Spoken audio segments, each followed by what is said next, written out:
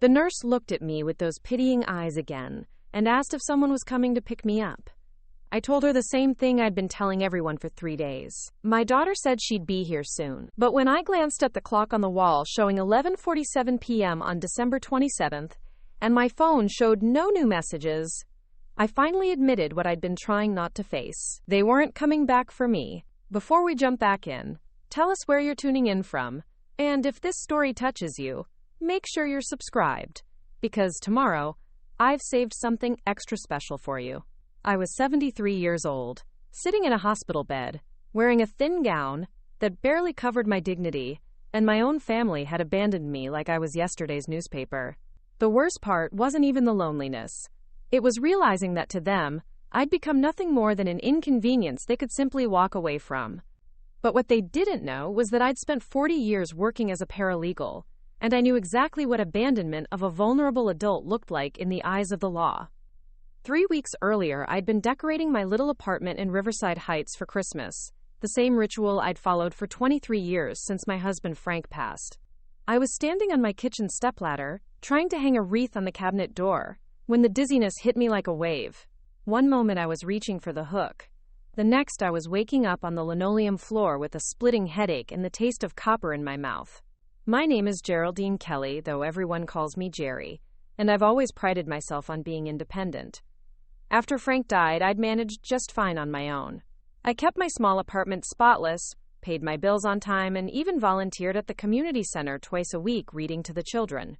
I wasn't ready to be anyone's burden, and I certainly wasn't ready to admit that my body might be failing me. But lying there on the cold kitchen floor, staring up at the ceiling fan that needed dusting, I knew I couldn't pretend this was nothing. The fall had been hard enough to knock over my ceramic angel collection, and there was blood on my hand from where I'd scraped it against the cabinet corner. My head felt like someone had taken a sledgehammer to it, and when I tried to sit up, the room spun so violently I had to close my eyes and wait for it to pass. But when I stood up to go to the bathroom, my legs gave out completely, and I found myself on the floor again, this time with a pain in my chest that felt like someone was squeezing my heart in their fist. That's when I called 911. The dispatcher was kind and professional, asking me to stay on the line while the paramedics were on their way. She asked about my symptoms, and when I mentioned the chest pain along with the head injury, her voice became more urgent. She told me to unlock my front door if I could manage it, and to stay as still as possible until help arrived. The paramedics found me curled up on my living room rug, clutching the phone and staring at the Christmas tree that Frank and I had picked out together 24 years ago. It was artificial, a little faded, but I'd kept it because it reminded me of happier times when our apartment felt full of life and laughter, instead of just echoing with the sound of my own footsteps.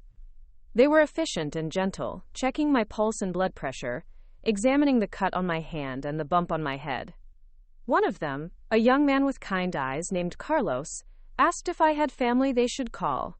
I gave him Michelle's number, and he stepped into the hallway to make the call, while his partner continued checking my vitals. When Carlos came back, his expression was carefully neutral, but I could see something in his eyes that made my stomach drop. He said Michelle was on her way to meet us at the hospital, and that everything would be fine. But there was something about the way he said it, too cheerful, too reassuring, that made me wonder what exactly she'd told him during that phone call. The ride to Riverside General Hospital was a blur of sirens and IV lines and questions I couldn't quite focus on answering. My head was pounding, and the chest pain was getting worse, sharp and insistent like someone was driving nails into my ribcage. I kept thinking about how Michelle had sounded when I'd called her, that note of annoyance in her voice, like I was interrupting something more important than my own health. In the emergency room, they wheeled me into a curtained area where a doctor who looked about 12 years old introduced himself as Dr. Patterson. He examined me thoroughly, ordered a CT scan for my head and an EKG for my heart, and explained that they wanted to keep me for observation given my age and the combination of symptoms I was experiencing. I asked him if my daughter had arrived yet, and he said he'd check with the front desk. A few minutes later, Michelle appeared at my bedside, still wearing the casual clothes she'd been wearing when I'd called, her hair pulled back in a messy ponytail. She looked around the emergency room with the same expression I'd seen her wear when she had to clean up after the boys' friends had made a mess in her living room. She asked how I was feeling, and I tried to explain about the fall, about the dizziness and the chest pain, but she kept glancing at her phone while I talked. Finally, she looked up and said that Dave was handling the boys, but she needed to get home soon because they had church in the morning and she hadn't even started preparing for Christmas dinner yet. Christmas dinner. I'd completely forgotten that tomorrow was Christmas Eve, and that I was supposed to bring my famous sweet potato casserole to Michelle's house. I started to apologize, to explain that I wouldn't be able to make it now, but she waved me off and said they'd figure something out. Dr. Patterson came back with my test results, explaining that the CT scan showed a mild concussion but no signs of bleeding in my brain. The EKG, however, showed some irregularities that concerned him, particularly given the chest pain I'd been experiencing. He wanted to admit me overnight for cardiac monitoring, maybe longer depending on how I responded to treatment. I watched Michelle's face as he explained this, saw her jaw tighten when he mentioned that I might need to stay longer than one night. When he left to arrange for my room assignment, she pulled her chair closer to my bed and said we needed to talk about what was going to happen next. She explained that Christmas was already complicated this year because Dave's mother was staying with them, and the boys had activities planned through New Year's. She said she'd try to visit when she could, but I needed to understand that this was the worst possible timing, and she couldn't just drop everything to sit with me in the hospital. I felt something cold settle in my chest, colder than the chest pain that had brought me here.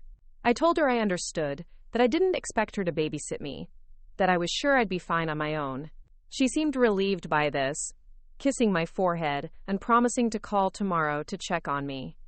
After she left, I lay in that emergency room bed listening to the sounds of the hospital around me, the beeping of machines, and the distant conversations of staff members dealing with other people's emergencies.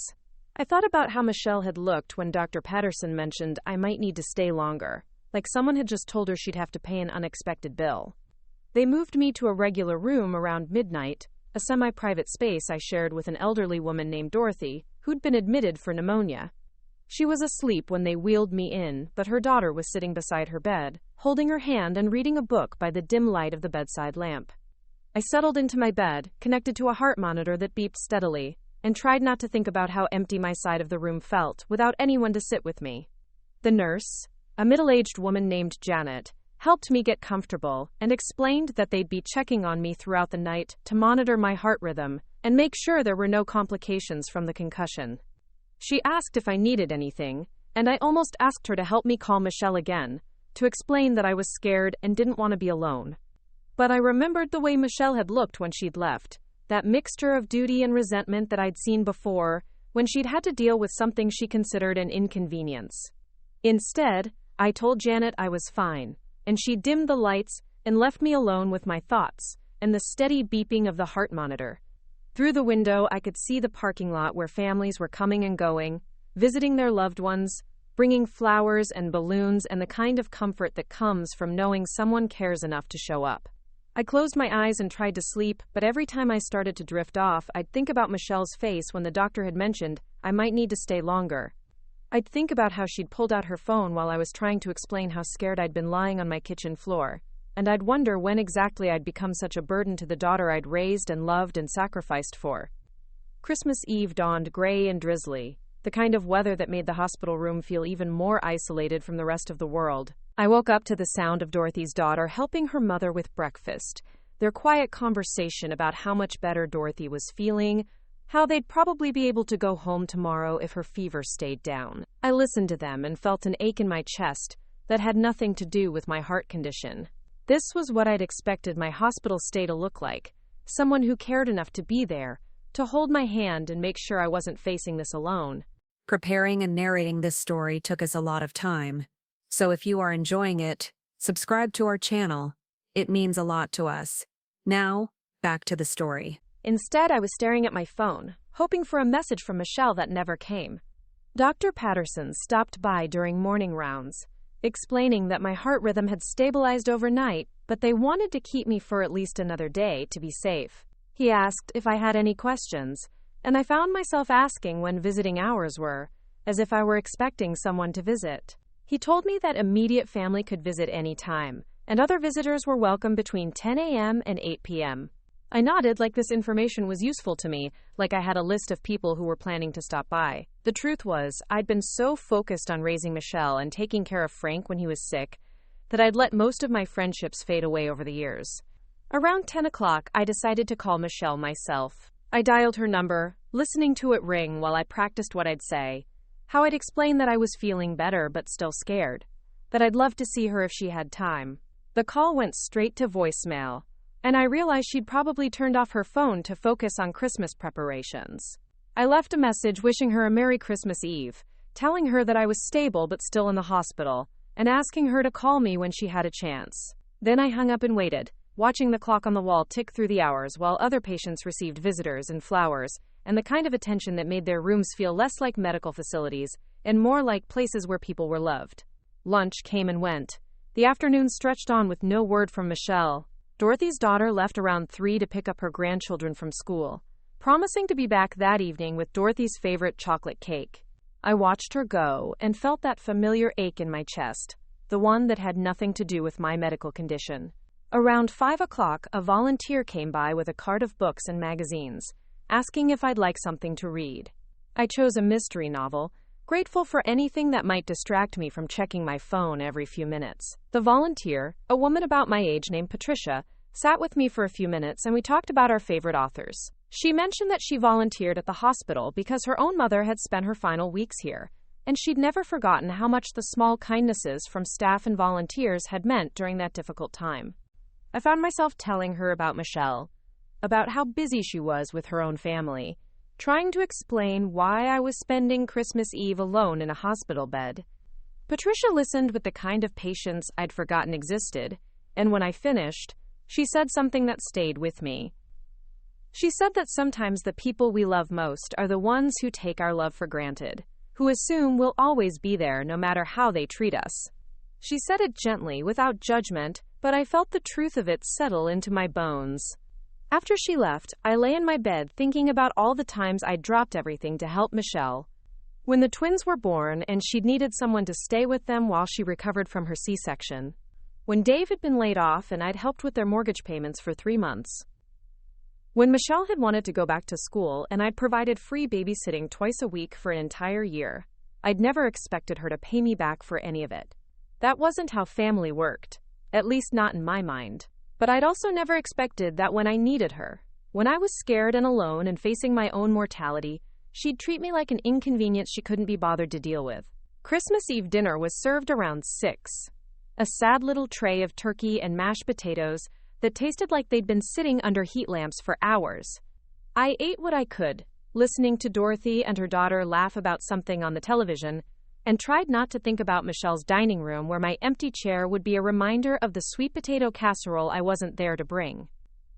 At 7 o'clock, my phone finally rang. Michelle's name appeared on the screen, and I answered so quickly I nearly dropped the phone.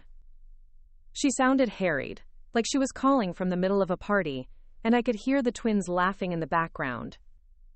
She asked how I was feeling, and I told her about the heart monitor and the additional day of observation Dr. Patterson had recommended. There was a pause, and then she asked if I really needed to stay another day, if I couldn't just go home and rest there instead. I tried to explain that the doctor was concerned about my heart rhythm, that they wanted to make sure I was stable before releasing me. But she interrupted to say that Dave's mother was asking about me, that everyone was wondering where I was. I almost said that maybe if she'd visited, she could have told them herself. But I caught myself before the words escaped. Instead, I told her I missed her, that I was sorry I couldn't be there for Christmas Eve, that I hoped she and the family were having a wonderful time. She said they were, that dinner had been lovely, and that she'd try to stop by tomorrow if she could find time. Try to stop by, if she could find time. I hung up feeling hollower than I had before she'd called, like her obligation phone call had somehow made my isolation feel more complete rather than less. I understood that Christmas was busy, that she had responsibilities to her immediate family, but I also understood that I was her mother, and I was alone in a hospital bed because my body was failing me. That night, I lay awake listening to the sounds of the hospital around me, the distant conversations of nurses changing shifts, the beeping of machines, the occasional code blue announcement that made my heart skip in sympathy for whoever was fighting for their life somewhere in this building. I thought about Frank, about how he'd held my hand when I had been hospitalized for pneumonia 15 years ago, how he'd slept in the uncomfortable chair beside my bed and brought me real coffee from the shop down the street because he knew I hated the hospital coffee. I thought about how he'd made jokes to distract me from the fear, how he'd brushed my hair when I was too weak to do it myself. I thought about how I'd done the same for him during his final weeks, how I'd never left his side except to go home and shower, how I'd slept in that same uncomfortable chair and held his hand through the worst of the pain. It had never occurred to me to consider it an inconvenience. He was my husband, and he needed me, and that was all that mattered. Now I was the one who needed someone, and the person I'd expected to be there was treating me like a burden she couldn't wait to be rid of. I closed my eyes and tried to sleep, but every time I started to drift off, I'd think about Michelle's voice when she'd asked if I really needed to stay another day, like my medical care was something she had a say in, like her convenience was more important than my health. Christmas Day arrived with the kind of artificial cheer that hospitals try to create, with decorations and special meals and volunteers dressed as Santa. I woke up to find a small gift bag on my bedside table, left by one of the night nurses who'd learned it was my first Christmas alone since Frank died. Inside was a small devotional book and a package of peppermint tea, along with a note that said, quote, "From all of us on the night shift. Merry Christmas, Mrs. Kelly." I held that note for a long time, amazed that strangers who barely knew me had shown more thoughtfulness than my own daughter. Dr. Patterson made his rounds early, explaining that my heart rhythm had continued to improve overnight and that he was cautiously optimistic about releasing me the following day. He asked if I had someone who could stay with me for the first few days at home, just to make sure I didn't have any complications from the concussion. I told him I'd figure something out, though I had no idea what that would be. Michelle had made it clear that staying with me wasn't an option, and I couldn't think of anyone else I could ask. The truth was, I'd become so isolated over the years, so focused on my small family circle, that I'd forgotten how to maintain the kind of friendships that might have helped me in a situation like this. Around noon, the phone rang, and for a moment I thought it might be Michelle calling to wish me a Merry Christmas. Instead, it was my neighbor, Mrs. Chen, the elderly woman who lived across the hall from me. She'd noticed that I hadn't picked up my mail in several days, and was worried something might have happened.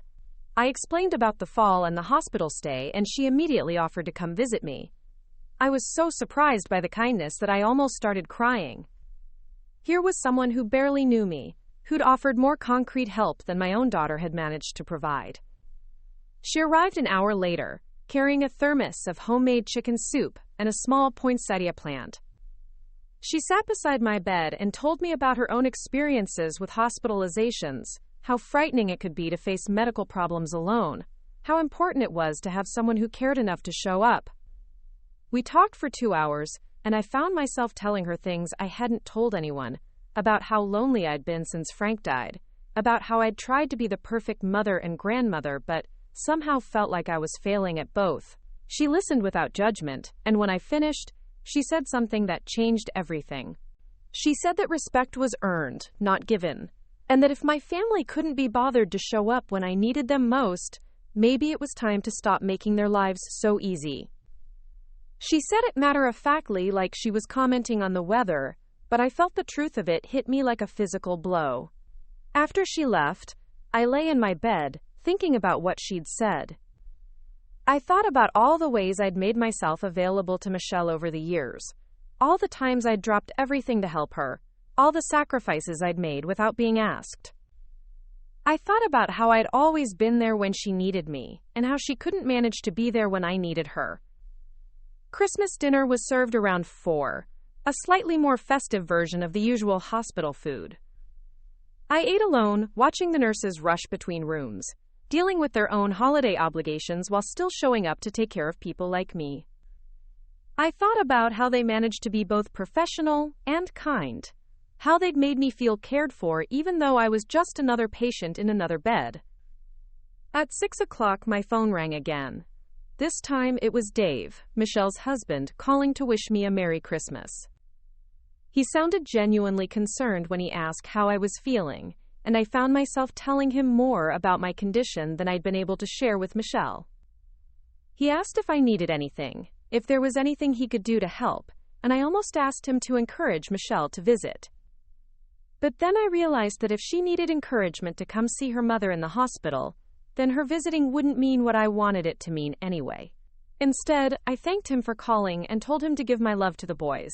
He said they missed me, that they'd been asking why Grandma wasn't there for Christmas, and I felt that familiar ache in my chest.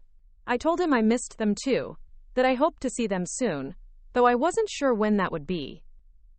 After we hung up, I realized that Dave had shown more genuine concern in one phone call than Michelle had managed in 3 days. It made me wonder if the problem wasn't just that she was busy, but that she'd somehow decided that my needs were less important than everyone else's. That night, I made a decision that would change everything. I called the hospital's patient advocate office and asked to speak to someone about my situation. I explained that I was being discharged the next day but had no one to help me during my recovery, that my family had essentially abandoned me during my hospitalization.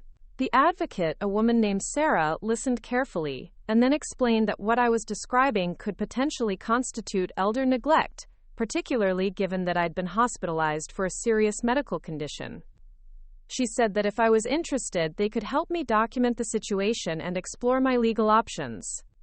I told her I'd think about it, but even as I said it, I knew I'd already decided.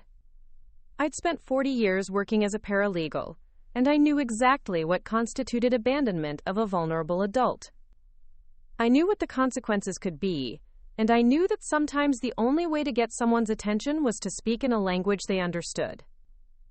I spent the rest of Christmas night planning my next steps, thinking about the phone calls I'd need to make and the documentation I'd need to gather.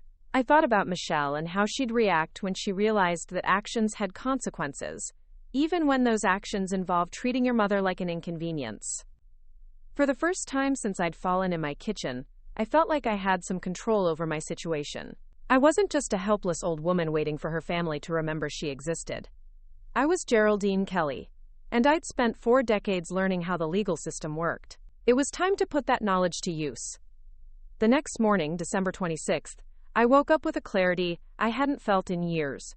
I knew exactly what I was going to do, and I knew exactly why I was going to do it. My family had abandoned me when I needed them most, treating me like my health and well-being were secondary to their convenience. But abandonment was a two-way street, and they were about to learn what it felt like to be on the receiving end. Dr. Patterson arrived for his final rounds, pronouncing me stable enough for discharge.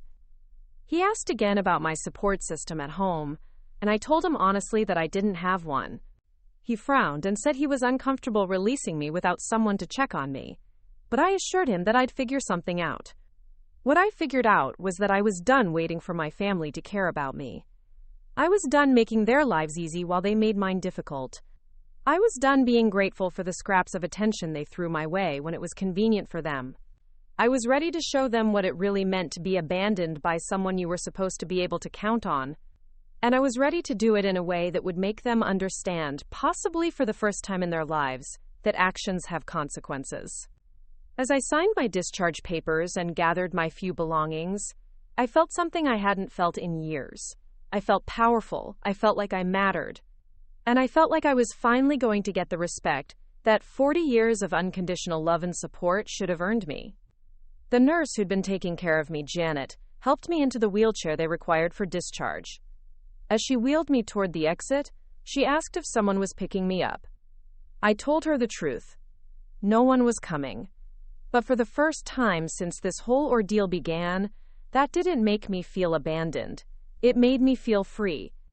The taxi driver helped me into my apartment building, carrying the small bag of personal items the hospital had given me, along with my discharge papers. Mrs. Chen was waiting in the hallway, having heard from the front desk that I was coming home. She took one look at my pale face and the way I was gripping the railing for support, and immediately insisted on helping me get settled. Inside my apartment, everything looked exactly as I'd left it 3 days ago, except now the scattered Christmas decorations and broken ceramic angels felt like evidence of how quickly life could change. Mrs. Chen helped me to my favorite chair and made me a cup of tea while I stared at the kitchen stepladder still standing where I'd abandoned it, the wreath lying crumpled on the floor where it had fallen. She asked if I'd heard from Michelle since being discharged, and when I shook my head, her expression darkened. She said something in Mandarin that I didn't understand, but her tone made it clear she wasn't pleased with my daughter's behavior. Then she switched back to English and said that family was supposed to take care of family, especially during times of illness. After Mrs. Chen left with promises to check on me later, I sat alone in my apartment and thought about what the patient advocate had told me. Elder neglect was a serious matter, she'd explained, particularly when it involved a vulnerable adult who'd been hospitalized and then abandoned without proper care arrangements. The fact that Michelle had been aware of my condition and had chosen not to provide assistance could constitute willful neglect under state law. I'd spent 40 years working alongside attorneys, filing motions, and preparing case documents, and I knew that the law was very specific about the responsibilities adult children had toward their aging parents. I also knew that there were consequences for failing to meet those responsibilities, consequences that could include both civil liability and, in extreme cases, criminal charges. The next morning, I called my former colleague Robert Martinez, an attorney who specialized in elder law. I'd worked with him on several cases before I retired, and I knew he'd give me honest advice about my situation. When I explained what had happened, there was a long pause before he asked me to walk him through the timeline again, more slowly this time. I told him about the fall, about Michelle's dismissive response when I'd called for help, about being left alone in the hospital for 3 days while she celebrated Christmas with her family. I told him about being discharged with no support system and no follow-up care arranged. When I finished, he was quiet for a moment before saying that what I was describing could indeed constitute elder neglect. Robert explained that under our state's elder abuse laws, adult children who have the means and ability to provide care for their aging parents can be held legally responsible for willful neglect.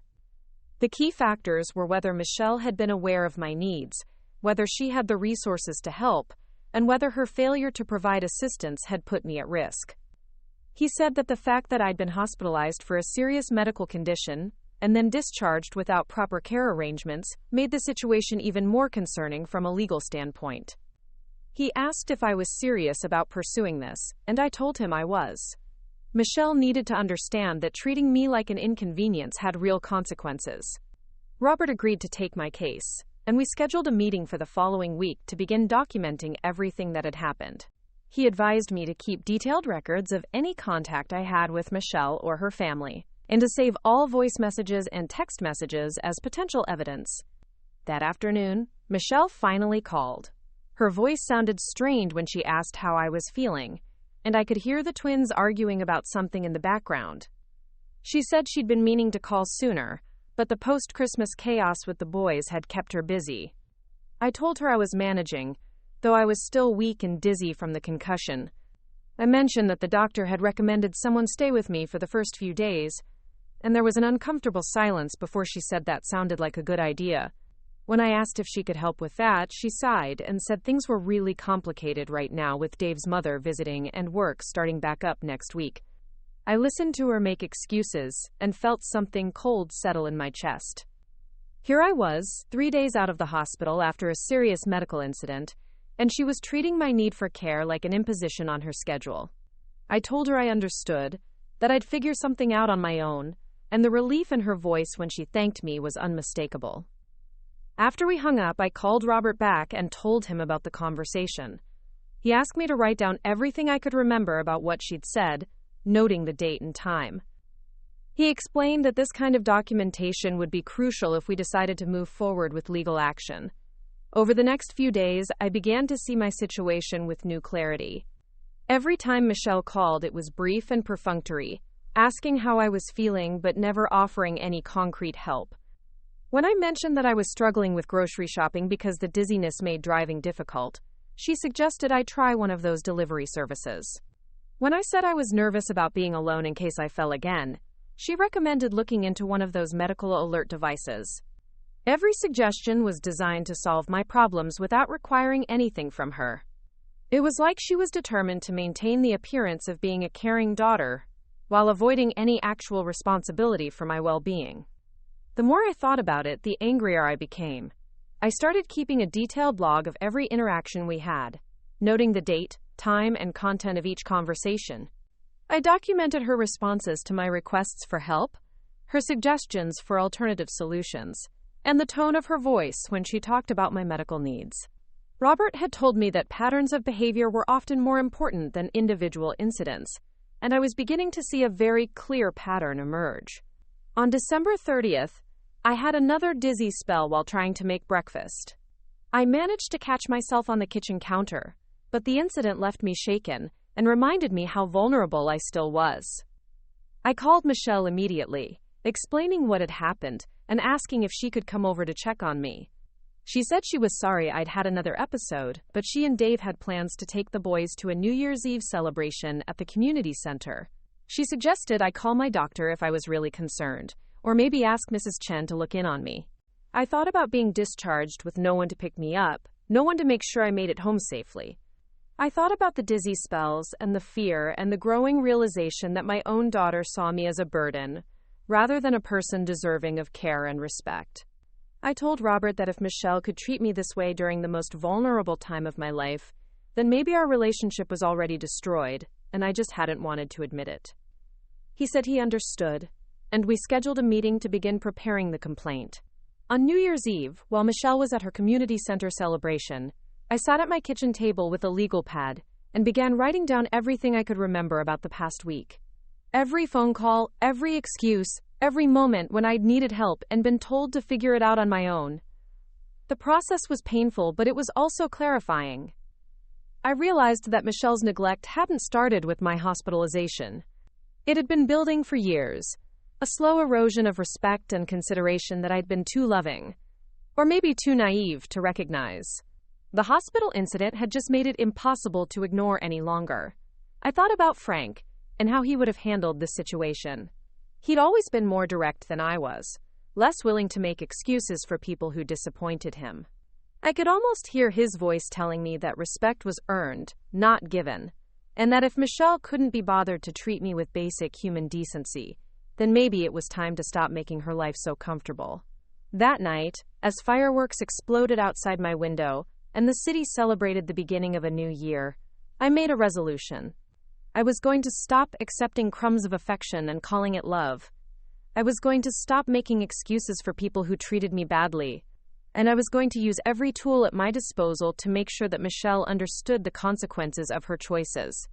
The first week of January brought a cold snap that made my arthritis flare up and reminded me how difficult it was to manage simple tasks when my body wasn't cooperating. I struggled with grocery shopping, with cleaning my apartment, with the basic activities of daily living that I'd taken for granted before my fall. Each difficulty was a reminder of how much I could have used some help, some support from the family I'd spent decades supporting. Instead, I was managing everything alone while Michelle went about her life as if nothing had happened. On January 5th, I met with Robert at his office to finalize the complaint.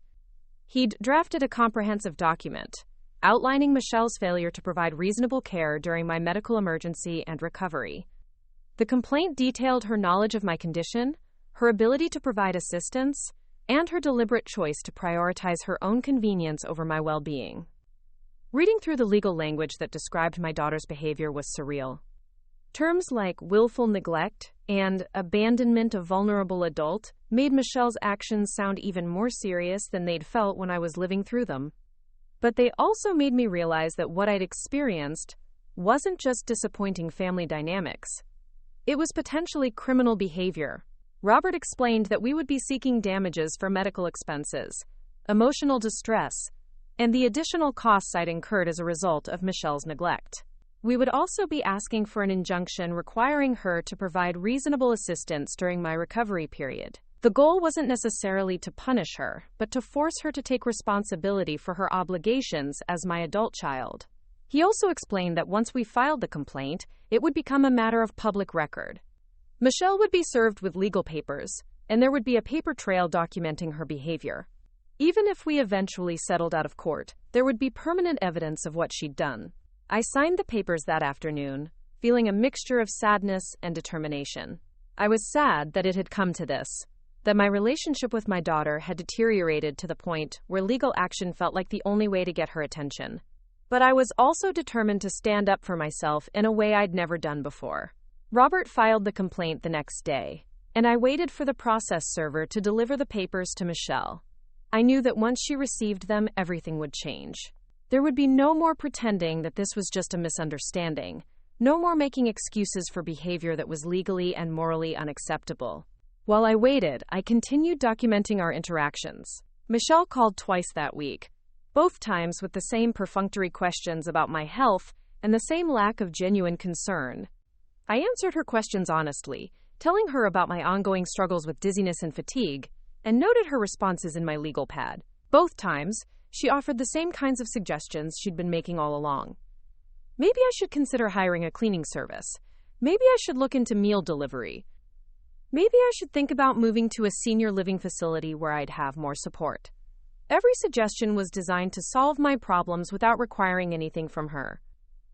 I listened to these suggestions and thought about how different they were from what I would have done if the situation were reversed.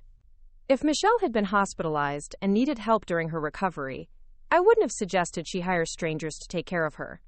I would have been there myself, making sure she had everything she needed, checking on her throughout the day, staying with her until she was strong enough to manage on her own. That's what family was supposed to do for each other.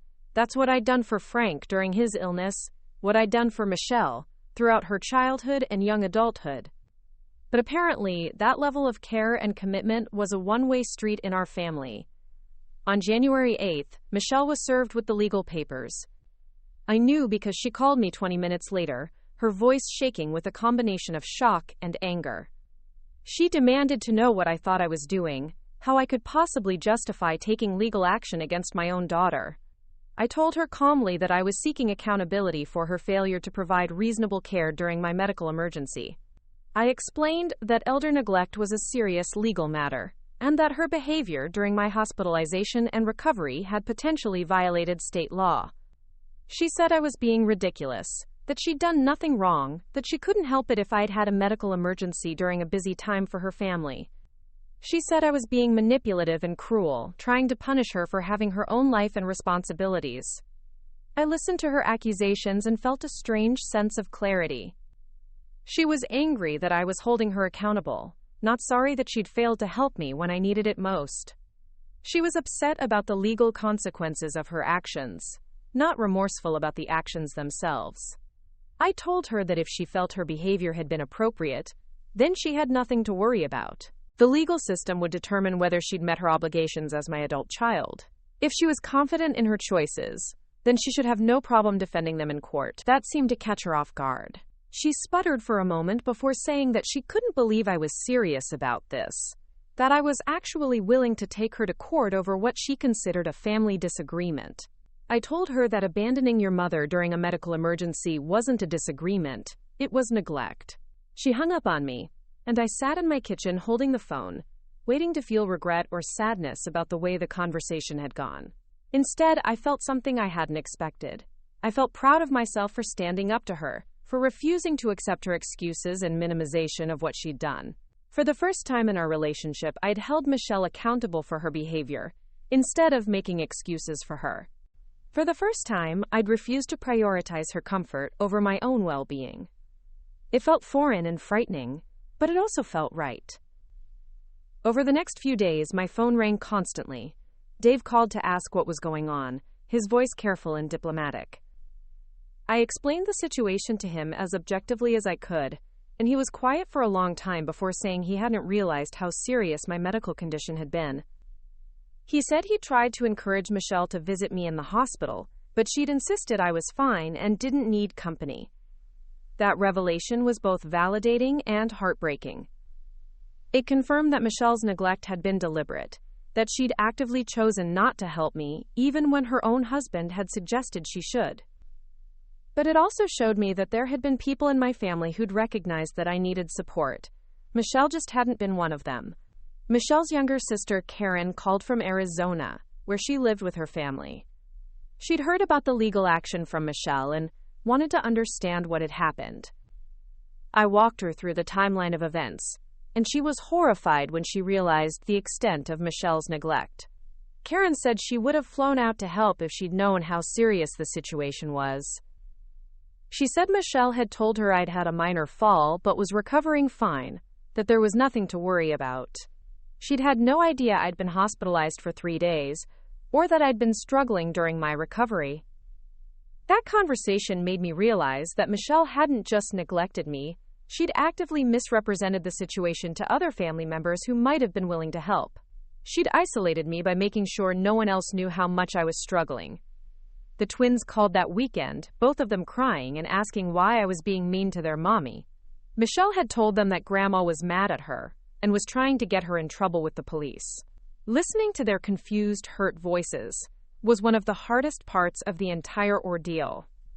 I tried to explain to them in age-appropriate terms that sometimes adults have disagreements about important things, and that I loved them very much but needed to work some things out with their mother. I assured them that nothing was their fault, and that I hoped to see them again soon.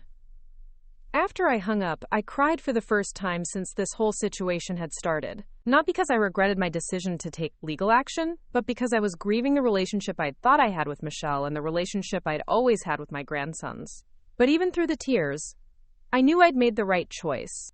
Michelle had shown me exactly where I stood in her priorities, and it wasn't high enough to justify continuing to enable her behavior. Sometimes loving someone meant holding them accountable, even when it was painful for everyone involved. The legal process was just beginning, but I already felt like I'd accomplished something important. I'd stopped accepting unacceptable treatment. I'd stopped making excuses for someone who'd shown me that my well-being didn't matter to her. And I'd sent a clear message that there were consequences for treating vulnerable family members like inconveniences. Michelle would have to live with those consequences now, just like I'd had to live with the consequences of her neglect. The difference was that mine had involved fear and physical pain, and the heartbreak of abandonment. Hers would involve lawyers and court dates and the public documentation of her failure as a daughter. I thought that was a fair trade. The Adult Protective Services investigator arrived at my apartment on a Thursday morning in late January, carrying a briefcase and wearing the kind of serious expression that made me understand this wasn't just a formality. Her name was Linda Vasquez, a woman in her 50s with graying hair and eyes that seemed to take in everything at once. She explained that my complaint had triggered an automatic investigation into potential elder neglect, and that she needed to document my living situation and medical needs to determine whether Michelle's behavior constituted a violation of state elder protection laws. She asked if I was comfortable discussing the details of what had happened, and I told her I was ready to tell her everything. Linda took detailed notes as I walked her through the timeline of events, from my fall on December 6th through Michelle being served with legal papers 2 weeks ago. She asked specific questions about Michelle's knowledge of my condition, her financial ability to provide assistance, and the impact her neglect had on my physical and emotional well-being. When I showed her the discharge papers from the hospital that clearly stated I needed supervision and assistance during my recovery, her expression hardened. She said that discharging a vulnerable adult without proper care arrangements was a serious red flag, and that adult children who allowed this to happen could face significant legal consequences. Linda asked to see my medical records from the hospitalization, and I provided her with copies of everything I'd received. She photographed the documents and made additional notes about the specific care instructions I'd been given. She also asked about my financial situation, wanting to understand whether I had the resources to hire professional care or whether family assistance had been my only option. I explained that while I had some savings, hiring full-time care would have quickly depleted my resources, and that the emotional support of having family present during my recovery had been just as important as the practical assistance. Linda nodded and said that the law recognized both the financial and emotional aspects of elder care, and that families couldn't simply abandon their responsibilities by suggesting their aging relatives hire strangers. She spent 2 hours in my apartment, documenting everything from the layout that made it difficult for me to navigate safely during dizzy spells, to the kitchen stepladder still standing where I'd left it after my fall. She photographed the broken ceramic angels that I'd left scattered on the floor, as a reminder of how quickly everything had changed. Before she left, Linda explained the next steps in the investigation. She would be interviewing Michelle and potentially other family members to get their perspective on what had happened. She would also be consulting with medical professionals to determine whether my care needs had been reasonable and whether Michelle's failure to meet them constituted neglect under state law. She warned me that the investigation could take several weeks to complete, and that Michelle would likely be defensive and possibly hostile during her interview. She said that family members accused of elder neglect often tried to shift blame back onto the elder, claiming they were being manipulative or unreasonable in their demands for care. I told Linda I understood, and that I was prepared for Michelle to attack my credibility rather than take responsibility for her actions. I'd already seen how she'd reacted to the legal papers, focusing on her anger about being held accountable, rather than showing any remorse for her behavior. After Linda left, I called Robert to update him on the investigation. He said that having Adult Protective Services involved significantly strengthened our civil case, because their findings would carry weight with any judge who heard our complaint. He also said that if APS determined that neglect had occurred, it could lead to criminal charges, which would put additional pressure on Michelle to settle our civil case. That afternoon, Michelle called me for the first time since she'd been served with the legal papers. Her voice was tight with controlled anger when she told me that a social worker had contacted her about scheduling an interview. She demanded to know what lies I'd told them about her, what kind of story I'd made up to make her look bad. I told her calmly that I'd simply told the truth about what had happened. I'd explained that I'd been hospitalized for a serious medical condition, that I'd been discharged with care instructions that required family assistance, and that she'd chosen not to provide that assistance despite being aware of my needs. Michelle said that wasn't fair, that I was making it sound like she'd completely abandoned me when she'd called to check on me several times. I pointed out that calling to ask how I was feeling wasn't the same as providing the practical support I'd needed, and that her phone calls had been brief and focused on finding ways to avoid helping rather than on ensuring I was safe and recovering properly. She accused me of being vindictive and manipulative, of using the legal system to punish her for having her own life and priorities. She said it wasn't her fault that I'd had a medical emergency during a busy time for her family, and that I was being unreasonable to expect her to drop everything to take care of me. I listened to her repeat the same justifications she'd been using all along, and I realized that she still didn't understand the fundamental issue. It wasn't that she'd been busy during my medical emergency. It was that she'd treated my medical emergency as if it were an inconvenience, rather than a crisis that required her immediate attention and support. I told her that when your elderly mother falls and hits her head, when she's hospitalized with a concussion and heart problems, when she's discharged with instructions for supervised care, that becomes your priority. Everything else can wait. The fact that she'd treated Christmas dinner preparations as more important than my health and safety was exactly the problem. Michelle said I was being dramatic, that my injuries hadn't been that serious, that I was making it sound worse than it actually was to make her look bad. That comment revealed something important about how she'd been thinking about the situation. She'd minimized the severity of my condition in her own mind to justify her neglect. I asked her if she'd read the medical records that had been included in the legal documents, if she understood that I'd been admitted to the hospital for cardiac monitoring because the doctors were concerned about my heart rhythm.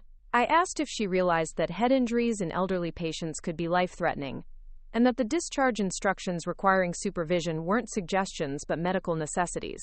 There was a long pause before she said she hadn't realized it was that serious, that I'd told her I was fine when we'd talked. I reminded her that I'd called her from the emergency room specifically because I was scared and needed her support, and that she'd cut the conversation short because Dave was grilling burgers and she had company.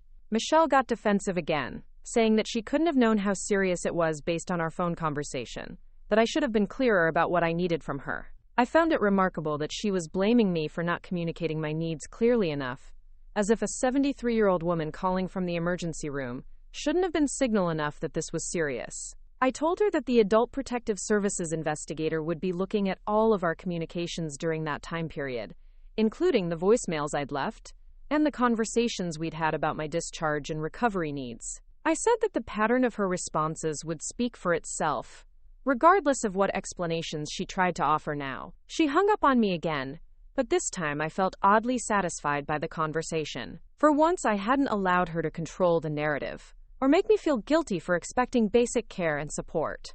I'd held her accountable for her choices and forced her to confront the reality of what she'd done. 2 days later, Dave called me. His voice was strained when he said that Michelle was very upset about the investigation and the legal action, and that the whole situation was putting stress on their marriage. He asked if there was any way we could work this out privately, without involving lawyers and social workers. I appreciated that Dave was trying to mediate, but I told him that the time for private family discussions had passed. I had tried to communicate my needs to Michelle directly, and she'd made it clear that my well-being wasn't a priority for her. The legal system was now the only way to ensure that she faced appropriate consequences for her neglect.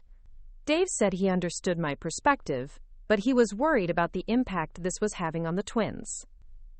He said they were confused and upset about the family conflict, and that Michelle was struggling to explain to them why Grandma was angry with Mommy. I felt terrible about the impact on my grandsons, but I also knew that protecting them from the consequences of their mother's actions wouldn't help anyone in the long run. I told Dave that Michelle could end this at any time by taking responsibility for her behavior and agreeing to provide the support I needed during my ongoing recovery. He asked what specifically I wanted from Michelle, and I realized that the answer wasn't complicated.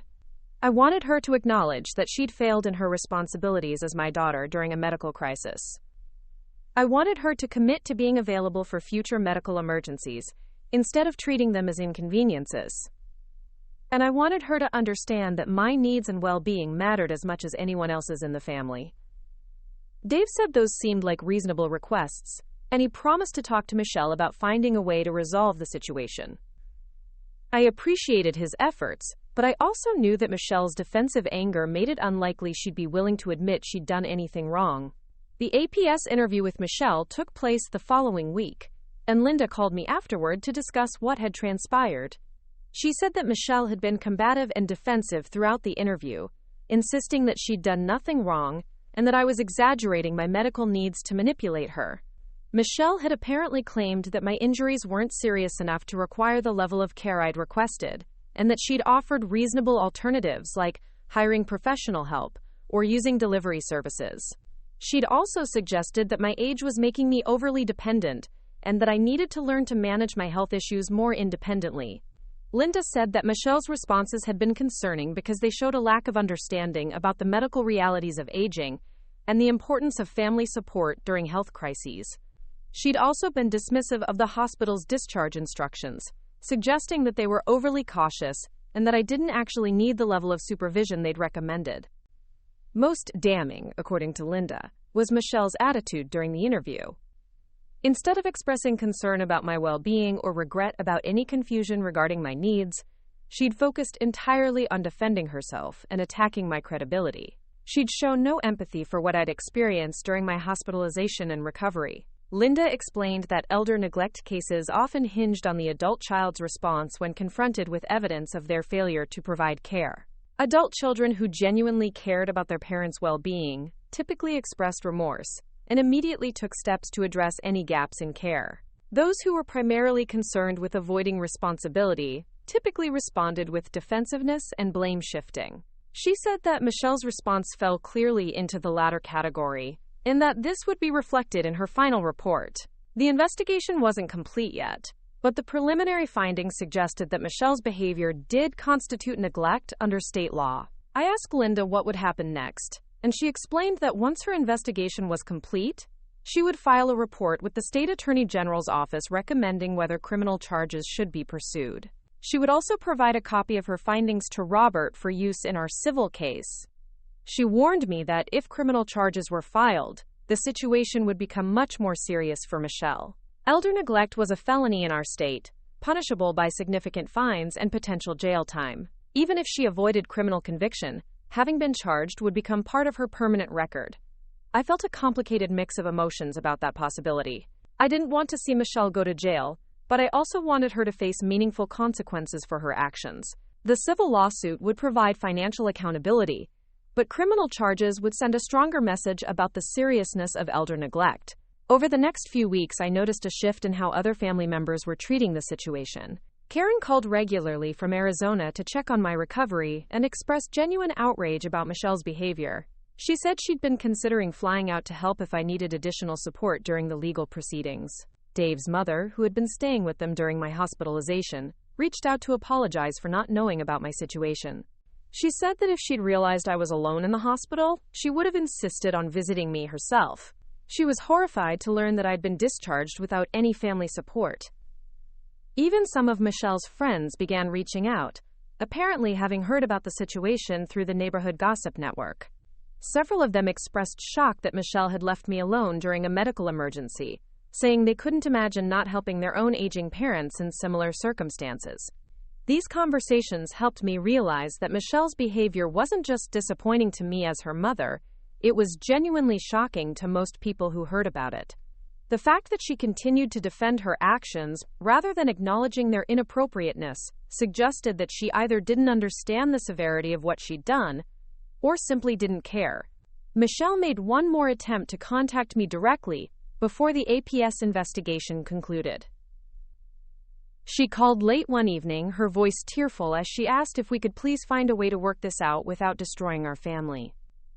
She said she loved me and didn't want to lose our relationship over what she called a misunderstanding.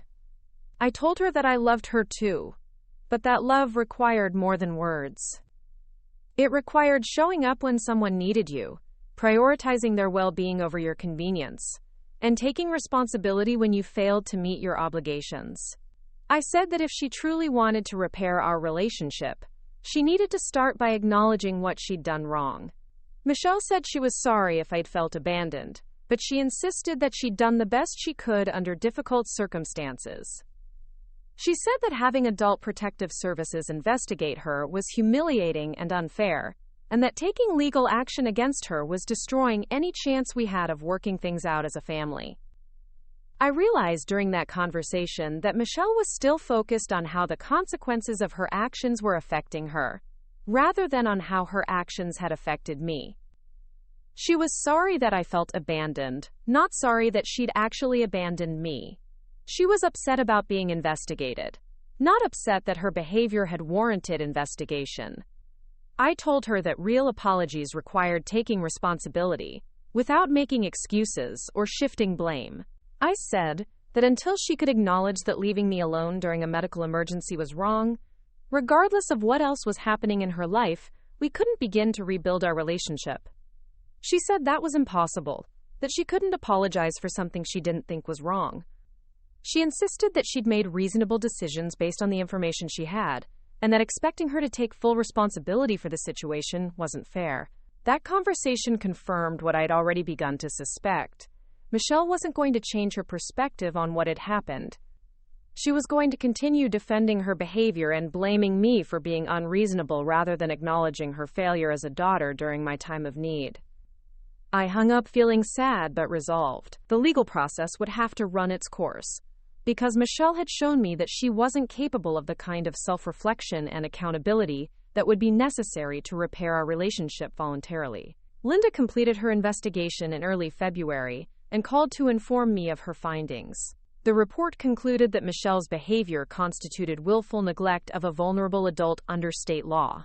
Linda had determined that Michelle had been fully aware of my medical condition and care needs, had possessed the financial and practical ability to provide assistance, and had deliberately chosen not to do so. The report noted that Michelle's own statements during the interview had confirmed that she'd prioritized her family's Christmas celebrations over my medical needs, and that she'd made no effort to arrange alternative care, despite being aware that I'd been discharged from the hospital without adequate support. Linda said that she would be recommending criminal charges to the state attorney general's office, and that a prosecutor would review the case to determine whether to move forward with a felony elder neglect charge. She also said that her report would be available to Robert for use in our civil case. I asked Linda how often these kinds of cases resulted in criminal prosecution, and she said that cases with this level of documentation and clear evidence of neglect were usually pursued aggressively. The state had been cracking down on elder abuse and neglect in recent years, and prosecutors were increasingly willing to file charges even against family members. She also mentioned that the fact that Michelle had shown no remorse during the investigation would likely influence the prosecutor's decision. Defendants who acknowledged their mistakes and took steps to address them were sometimes offered alternatives to prosecution, but those who remained defiant typically faced the full weight of the legal system. After that conversation, I called Robert to discuss how the APS findings would affect our civil case. He was pleased with the thoroughness of Linda's investigation and said that having an official determination of neglect would make it much easier to prove our claims in court. He explained that we could now seek additional damages beyond just medical expenses and emotional distress. The willful nature of Michelle's neglect, as documented by APS, meant we could potentially recover punitive damages designed to punish her behavior and deter similar conduct in the future. Robert also said that the criminal investigation would likely prompt Michelle's attorney to push for a settlement of our civil case. Most people facing potential felony charges wanted to resolve related civil matters quickly to avoid additional negative publicity and legal exposure. I told Robert that I was open to settlement discussions, but only if Michelle was willing to accept full responsibility for her actions and agree to meaningful changes in how she approached my future care needs. I wasn't interested in a financial settlement that allowed her to avoid accountability or continue treating me as a low priority. He said that was a reasonable position, and that the strength of our case gave us significant leverage in any settlement negotiations. Michelle was facing the possibility of both criminal conviction and a substantial civil judgment, which should motivate her to take our demands seriously. As I waited for the prosecutor's decision on criminal charges, I reflected on how much had changed since that December morning when I'd fallen while hanging Christmas decorations. What had started as a simple request for help during a medical emergency had revealed fundamental problems in my relationship with my daughter that I'd been unwilling to see. Michelle's neglect hadn't happened in a vacuum. It was the culmination of years of taking my love and support for granted, of treating me as someone who existed to serve her needs rather than as a person deserving of care and respect in my own right. The legal action had been necessary not just to address her specific failure during my hospitalization, but to establish that there were consequences for treating me as dispensable. I thought about Mrs. Chen's words about respect being earned rather than given, and I realized that I'd been giving Michelle unconditional respect and support while receiving very little in return. The legal system had become the mechanism for demanding the respect that should have been freely offered by someone who claimed to love me. I still loved Michelle, and I still hoped that someday we could repair our relationship. But any future relationship would have to be built on a foundation of mutual respect and accountability, rather than the one-sided dynamic that had characterized our interactions for too many years. The consequences she was facing now were entirely of her own making, the result of choices she'd made when she thought there would be no accountability for treating her aging mother as an inconvenience. She was about to learn that every action has consequences, and that sometimes those consequences arrive wearing a judge's robes and carrying legal documents. I was ready for whatever came next, knowing that I'd finally stood up for myself in a way that honored both my dignity and my worth as a human being, deserving of basic care and respect. The phone call from District Attorney Sarah Chen came on a Tuesday morning in late February, her voice professional but warm as she introduced herself and explained that she'd been assigned to review my case. She said she'd studied Linda Vasquez's investigation report, along with all the supporting documentation, and she wanted to discuss the possibility of filing criminal charges against Michelle. Sarah explained that elder neglect cases required careful consideration because they involved family relationships, but she said the evidence in my situation was particularly compelling. Michelle's documented awareness of my medical needs, combined with her deliberate choice not to provide assistance, and her lack of remorse during the APS investigation, met all the criteria for willful neglect under state law. She asked if I was prepared for the emotional toll of criminal proceedings, warning me that prosecuting my own daughter would likely attract media attention and put additional strain on our family relationships. She said that some elder abuse victims chose not to pursue criminal charges even when the evidence supported them, preferring to handle the matter through civil litigation alone. I told Sarah that I'd already lost my relationship with Michelle through her own choices, and that I was committed to seeing this through to ensure accountability. I explained that Michelle's continued refusal to acknowledge wrongdoing made it clear that civil consequences alone wouldn't be sufficient to address the severity of her neglect. Sarah said she appreciated my resolve, and that she'd seen too many cases where family members escaped consequences for elder abuse because victims were reluctant to pursue criminal charges. She said that prosecuting these cases sent an important message about protecting vulnerable adults and holding family members accountable for their legal obligations. She explained the charges she was considering. Willful neglect of a vulnerable adult was a Class D felony in our state, punishable by up to 5 years in prison and fines of up to $50,000. While first-time offenders rarely received maximum sentences, a conviction would result in a permanent criminal record and could affect Michelle's employment as a dental hygienist. The prosecutor also mentioned that we could pursue enhanced charges if we could demonstrate that Michelle's neglect had caused me substantial physical or emotional harm. The documentation of my extended hospital stay, complicated recovery, and the anxiety I'd experienced as a result of her abandonment might support these enhanced charges. I asked Sarah about the likelihood of conviction, and she said that cases with this level of documentation and clear evidence of deliberate neglect typically resulted in either guilty pleas or conviction at trial. Michelle's own statements during the APS investigation, combined with the hospital records and my testimony, created a strong factual foundation for prosecution. She also explained that criminal charges would significantly strengthen Robert's civil case, because a conviction would eliminate any doubt about Michelle's liability for damages. Most civil cases involving elder neglect were settled quickly once criminal charges were filed, as defendants wanted to avoid the additional exposure and publicity of a criminal trial. Sarah said she would be filing charges within the next week, and that Michelle would be arrested and arraigned shortly thereafter. She warned me that this would likely generate local news coverage, as elder abuse cases involving family members often attracted media attention, especially when they resulted in criminal prosecution. I told her I was prepared for whatever publicity might result, and that protecting other elderly people from similar neglect was worth any personal discomfort I might experience. Sarah seemed pleased by this response and said that victims willing to speak publicly about elder abuse helped raise awareness about a problem that was often hidden within families. 3 days later, Robert called to tell me that Michelle had been arrested at her workplace and charged with willful neglect of a vulnerable adult. He said that being arrested at the dental office where she worked had been particularly humiliating for her, as her colleagues and patients had witnessed her being taken away in handcuffs. The arrest had also been reported in the local newspaper, with a brief article describing the charges and mentioning that the case involved a daughter who had allegedly abandoned her elderly mother during a medical emergency. Robert said the publicity was already putting pressure on Michelle's attorney to seek a quick resolution to both the criminal and civil matters.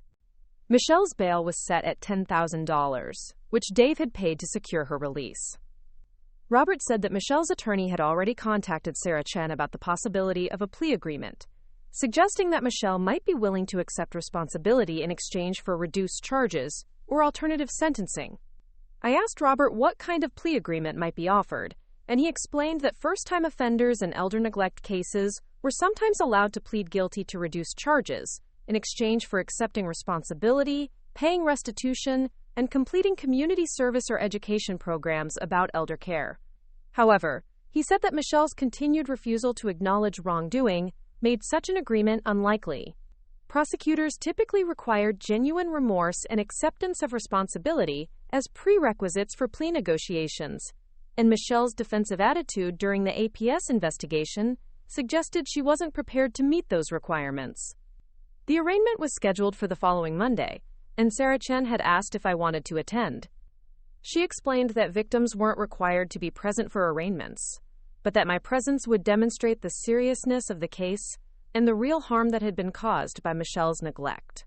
I decided to attend, partly because I wanted to see Michelle face the consequences of her actions, but mostly because I wanted her to see that I was serious about holding her accountable. For too many years, I'd enabled her behavior by accepting her excuses and minimizing the impact of her selfishness. This time would be different.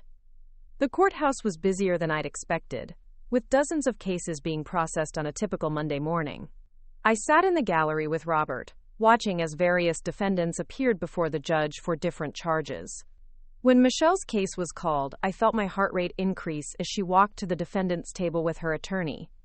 She looked smaller than I remembered, wearing a conservative business suit and keeping her eyes focused on the floor. Her attorney, a middle-aged man named Thomas Bradley, entered a plea of not guilty on her behalf and requested a jury trial. The judge set a trial date for late April and established conditions for Michelle's continued release on bail. Michelle never looked in my direction during the brief proceeding, but I could see the tension in her shoulders and the way her hands shook as she signed the necessary paperwork. When it was over, she left quickly with her attorney and Dave, avoiding any contact with me or the reporters who had gathered outside the courtroom.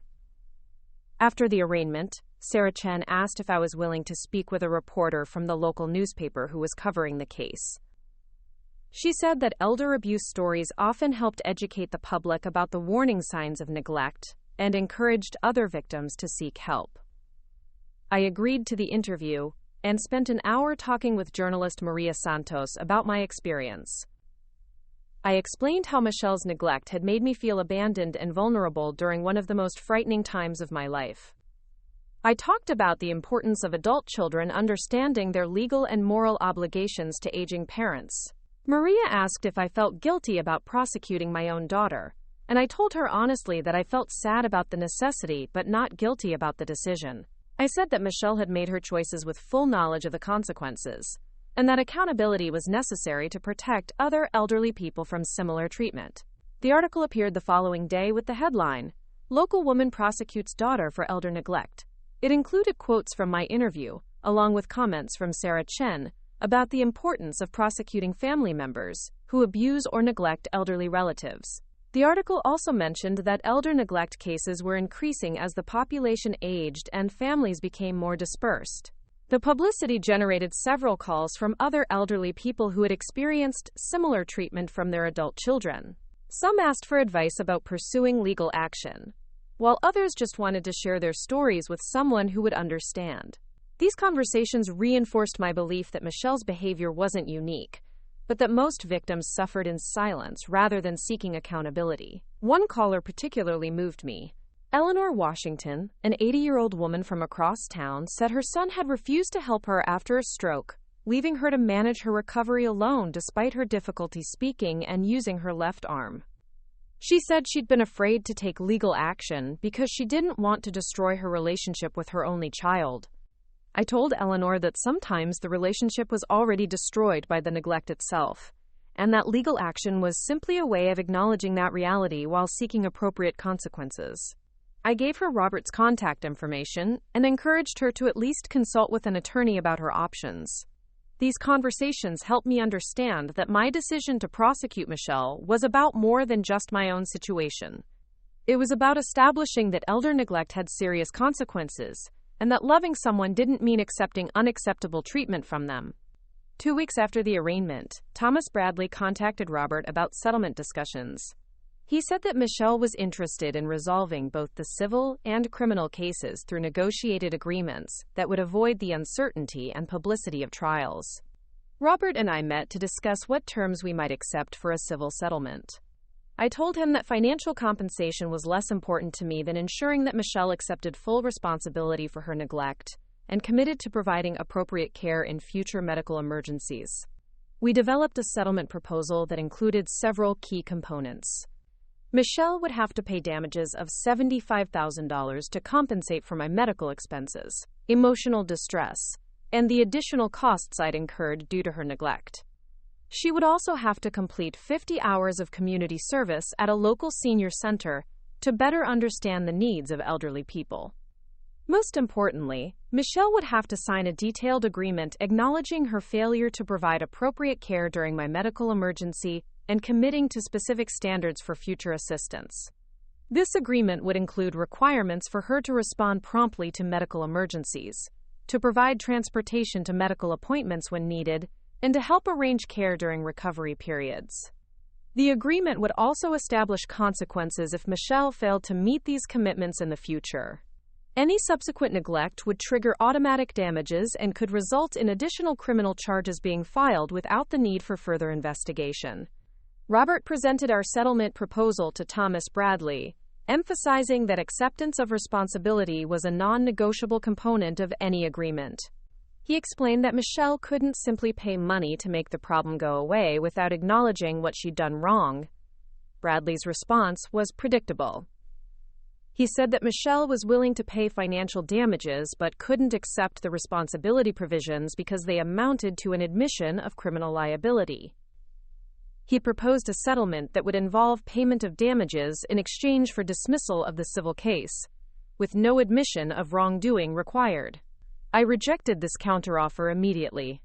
I told Robert that if Michelle wasn't willing to acknowledge her behavior was wrong, then she hadn't learned anything from this experience, and was likely to repeat similar neglect in the future.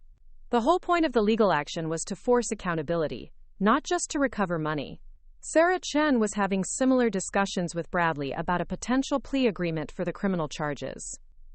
She told me that Michelle's attorney was interested in a plea that would result in probation and community service rather than jail time, but that Michelle was still unwilling to make a full admission of guilt. Sarah explained that the prosecution would consider alternative sentencing for first-time offenders, but only if the defendant genuinely accepted responsibility and showed remorse for their actions. Michelle's continued resistance to acknowledging wrongdoing made such an agreement problematic. I told Sarah that I supported whatever decision she made about plea negotiations, but that I didn't think Michelle deserved leniency if she wasn't willing to admit what she'd done. I said that her refusal to accept responsibility suggested she didn't understand the seriousness of elder neglect and might be likely to repeat similar behavior. As the weeks passed and settlement discussions stalled, I began preparing for the possibility of going to trial. Sarah Chen walked me through what to expect if I had to testify, explaining how defense attorneys typically tried to discredit elder abuse victims by portraying them as confused, vindictive, or overly demanding. She said that Michelle's attorney would likely argue that I had exaggerated my medical needs, and that Michelle had reasonably believed I was capable of managing my recovery independently. They might also suggest that I was pursuing legal action out of spite rather than genuine harm. I told Sarah I was prepared for these attacks on my credibility, and that I had confidence in the documentation we'd assembled. The hospital records, the APS investigation, and the testimony of medical professionals would speak for themselves regardless of what Michelle's attorney tried to claim. Robert was also preparing for a potential civil trial, assembling expert witnesses who could testify about the standard of care that adult children owed to aging parents, and the psychological impact of abandonment during medical crises. He said that having the criminal case proceeding simultaneously would help demonstrate the seriousness of Michelle's conduct. In early April, just 3 weeks before the scheduled trial date, something unexpected happened. Dave called me directly, asking if we could meet privately to discuss the situation. He said he was deeply troubled by everything that had transpired and wanted to see if there was a way to resolve matters that would be best for everyone involved. We met at a coffee shop near my apartment, and Dave looked exhausted as he explained how the criminal charges and media attention were affecting his family. He said the twins were being teased at school about their mother being arrested, and that Michelle was struggling with depression and anxiety about the upcoming trial. I felt sympathy for the children, but I told Dave that these consequences were the direct result of Michelle's choices, not mine. I said that I'd offered multiple opportunities for her to take responsibility and make amends, and that she'd consistently chosen to defend her behavior rather than acknowledge its impact on me. Dave said he understood my perspective, and that he'd tried to convince Michelle to apologize and accept responsibility from the beginning. He said she was too proud and defensive to admit she'd been wrong, even when the evidence was overwhelming and the consequences were severe. He asked if there was anything Michelle could do now to convince me to consider dropping the charges, and I told him honestly that I didn't think so. I said that her continued refusal to accept responsibility made it clear that she hadn't learned from this experience and would likely repeat similar behavior in the future. Dave said he was afraid the legal proceedings were going to destroy what was left of our family relationships permanently. He worried that even if Michelle eventually came to understand what she'd done wrong, the damage from the criminal prosecution would be irreparable. I told Dave that Michelle had already destroyed our relationship through her neglect and subsequent refusal to acknowledge it. I said that the legal proceedings weren't creating the problem, they were simply documenting it and ensuring that there were appropriate consequences for her behavior. He asked if I would consider accepting a settlement if Michelle was willing to write a detailed letter acknowledging what she'd done wrong and committing to do better in the future. I told him that words weren't enough anymore, that Michelle had already shown me her promises and apologies weren't worth much. Our conversation lasted 2 hours, and while I appreciated Dave's efforts to mediate, it became clear that there was no middle ground that would satisfy both Michelle's need to save face and my need for genuine accountability. The legal process would have to run its course, A week later, Sarah Chen called with surprising news. Michelle had finally agreed to accept a plea agreement that included full admission of guilt in exchange for a sentence of 2 years probation, 200 hours of community service at senior care facilities, and payment of restitution for my medical expenses and emotional distress.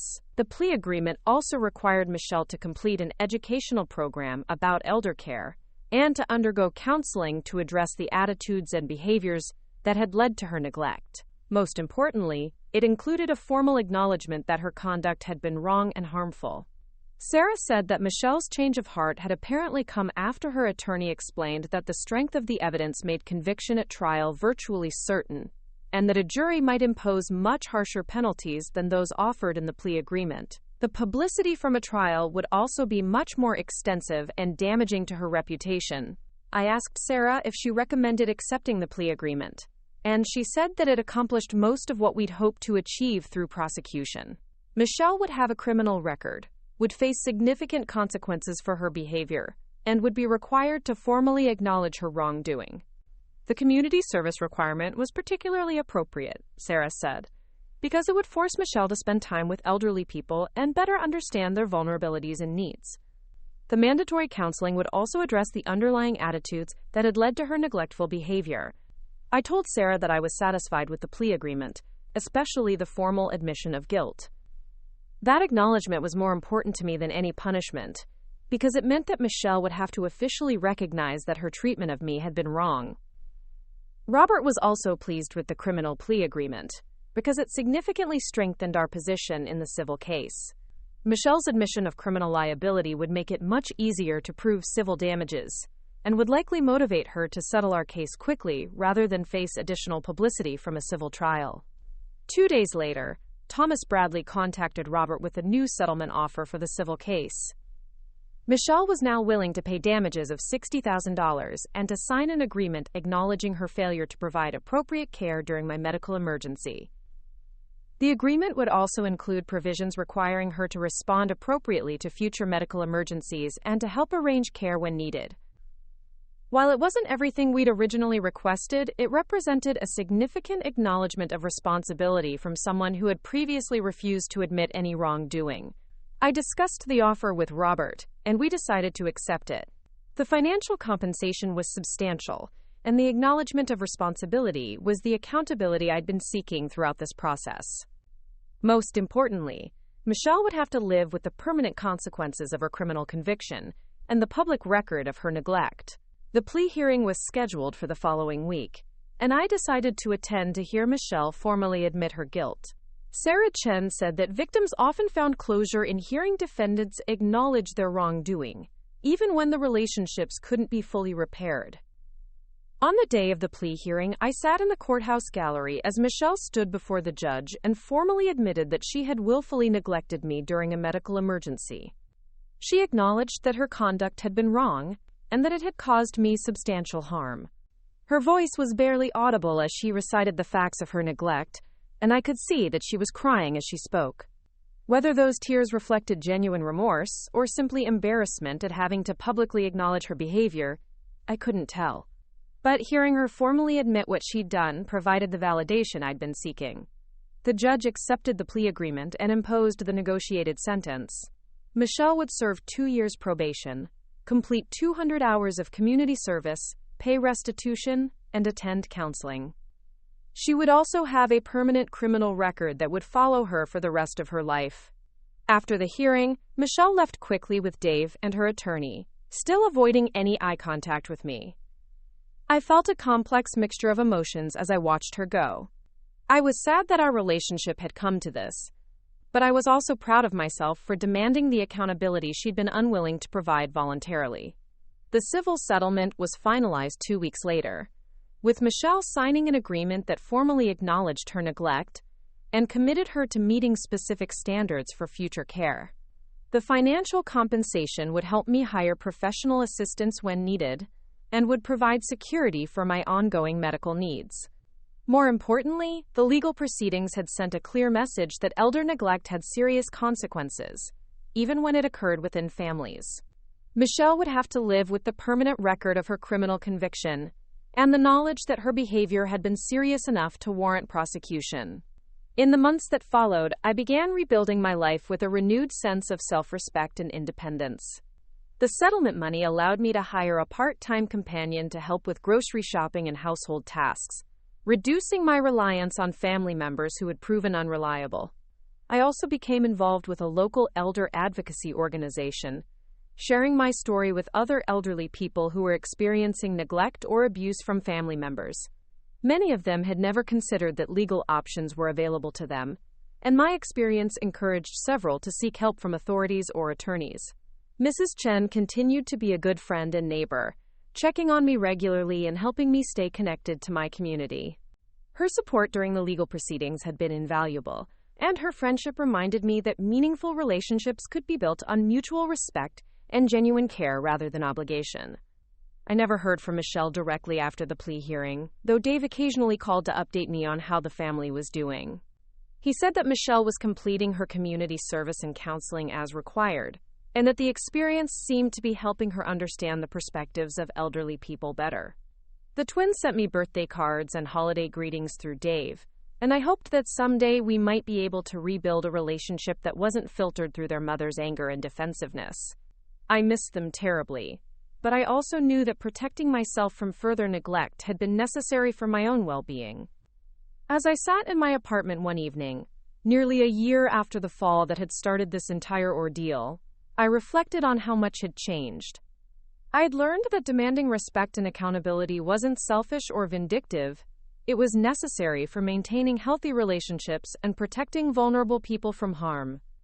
Michelle had learned that actions have consequences, and that family relationships couldn't protect her from legal accountability when she failed to meet her obligations. The criminal conviction and civil settlement had cost her financially and professionally, but perhaps they had also taught her important lessons about responsibility and empathy.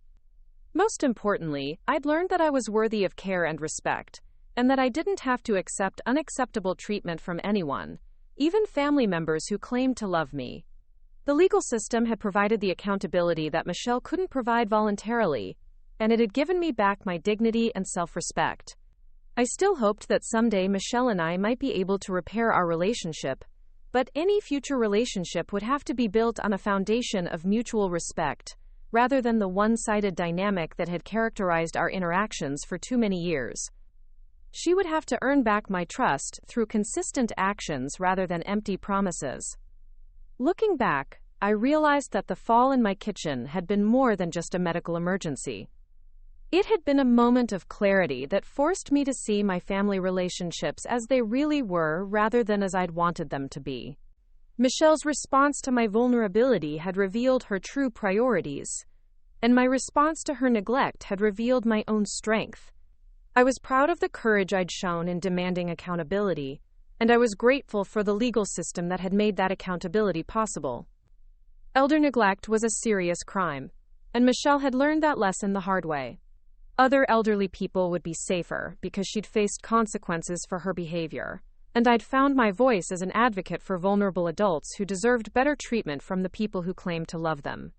The Christmas decorations I'd been hanging when I fell were finally put away, replaced by photos of the new friends I'd made through my advocacy work and mementos from the speaking engagements where I'd shared my story. My apartment felt like home again, not because everything had returned to normal, but because I'd finally learned to value myself enough to demand the respect I deserved. That was the greatest gift of all, and it was one I'd given to myself through the courage to stand up for what was right, even when it meant standing up to the people I loved most. 2 years after Michelle's criminal conviction, I received an unexpected letter in my mailbox. The return address showed no name, just a post office box number I didn't recognize, but the handwriting on the envelope was unmistakably familiar. My hands trembled slightly as I opened it, wondering what Michelle could possibly have to say after all this time. The letter was 5 pages long, written in the careful script I remembered from her childhood thank you notes. She began by acknowledging that she had no right to contact me after everything that had happened, but said she felt compelled to share how the legal consequences and mandatory counseling had changed her perspective on what she'd done to me. Michelle wrote that she'd spent the past 2 years in therapy, initially attending only because the court had required it, but eventually continuing on her own as she began to understand the deeper issues that had led to her neglectful behavior. She said the counselor had helped her recognize patterns of selfishness and entitlement that she'd never acknowledged before. The community service at Riverside Senior Center had been particularly eye-opening, she wrote. She'd been assigned to help with activities and meal service, and had met dozens of elderly residents whose families rarely visited or called.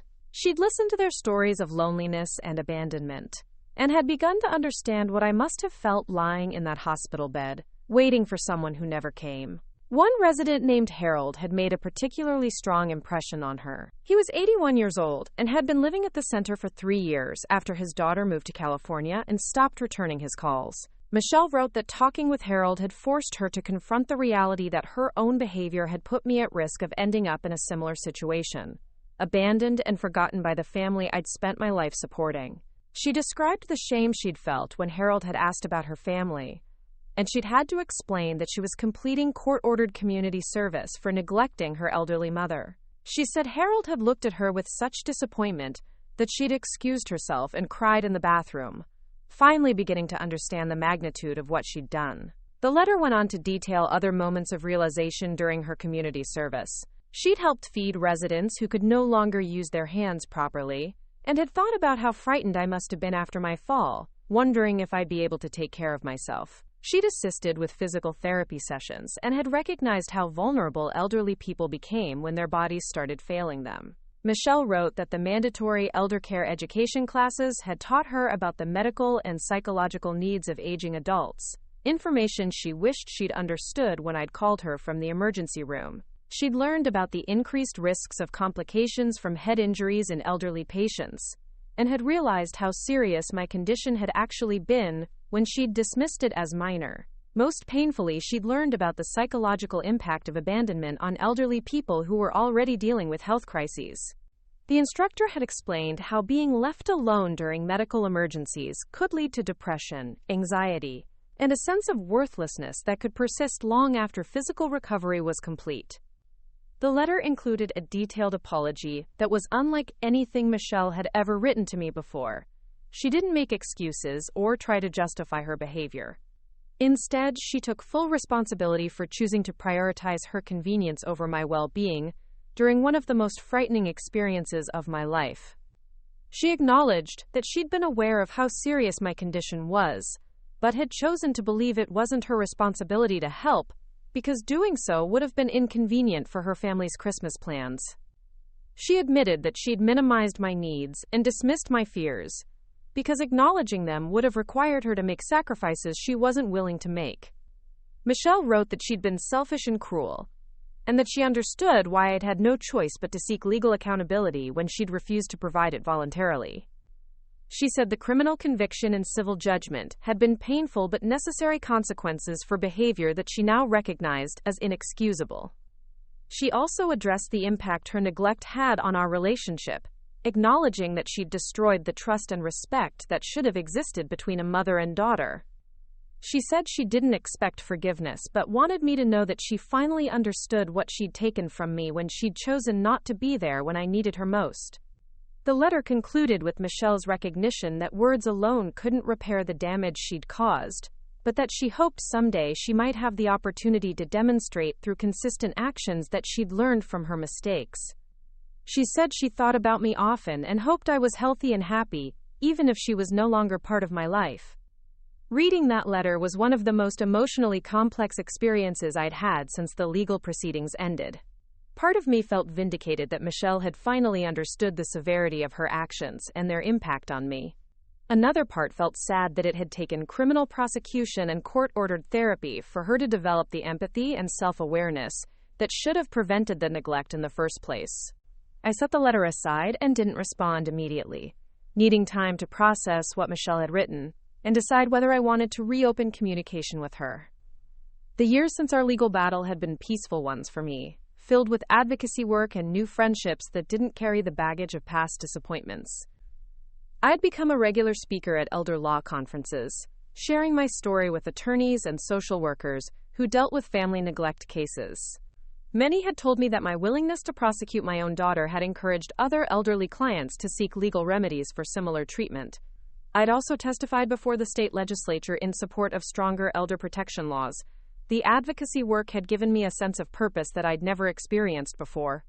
Instead of simply existing as someone's mother or grandmother, I'd become someone who actively worked to protect vulnerable people from the kind of treatment I'd endured. The criminal conviction in my case had been cited in several subsequent prosecutions, establishing important legal precedents. My friendship with Mrs. Chen had deepened over the years, and we'd become genuine companions who supported each other through the challenges of aging. She'd introduced me to other elderly women in our building, and we'd formed an informal support network that looked out for each other's well-being. I'd also maintained contact with several of the other elderly people who'd called me after my story appeared in the newspaper. Eleanor Washington, whose son had abandoned her after her stroke, had successfully pursued legal action with Robert's help and had received both criminal prosecution and civil damages. She'd become a close friend and fellow advocate. These relationships had shown me what family connections could look like when they were based on mutual respect and genuine care, rather than obligation and expectation. The people in my life now chose to be there because they valued my friendship, not because they felt they had to tolerate me as a family burden. After 2 weeks of consideration, I decided to write back to Michelle. I kept my response brief but honest, acknowledging that I'd received her letter and appreciated her willingness to take responsibility for her actions.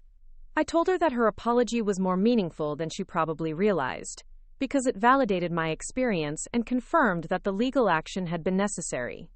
I explained that I'd built a fulfilling life focused on advocacy work and genuine friendships, and that I wasn't sure what role she might play in that life going forward.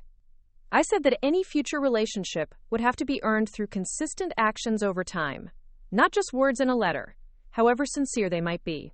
I also told her about the advocacy work I'd been doing, and how her case had helped protect other elderly people from similar neglect.